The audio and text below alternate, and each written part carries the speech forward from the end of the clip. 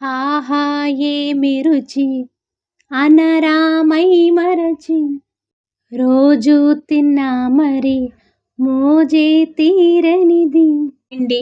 ఈరోజు నేను బీరకాయ పచ్చడి చేయబోతున్నాను. దానికోసం బీరకాయలని శుభ్రంగా కడుక్కొని ముక్కలుగా కట్ చేసుకోవాలి.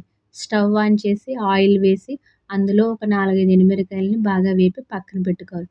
తర్వాత 2 స్పూన్ల ధనియాలు, 2 స్పూన్ల మినపప్పు వేసి ఆ తర్వాత కట్ చేసిన బీరకాయ ముక్కలను కూడా వేయాలి.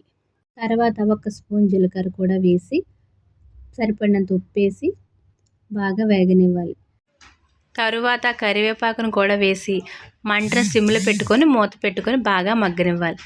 బాగా వేగిన తర్వాత స్టవ్ ఆఫ్ చేసి ఒక 10 నిమిషాలు పక్కన పెట్టుకోవాలి. మిక్సీ జార్ తీసుకొని అందులో వేపిన ఈ ముక్కలను వేసి దాంట్లో చింతపండు కూడా వేసి వాటర్ వేసి మెత్తగా గ్రైండ్ చేసుకోవాలి. తర్వాత కొంచెం ఆయిల్ వేసి పోపులు వేసి తాలింపు పెట్టేనివ్వండి.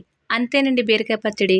నా వీడియో నచ్చినట్లయితే లైక్ చేయండి, షేర్ చేయండి అండ్ సబ్స్క్రైబ్ చేసుకోండి. Thank you.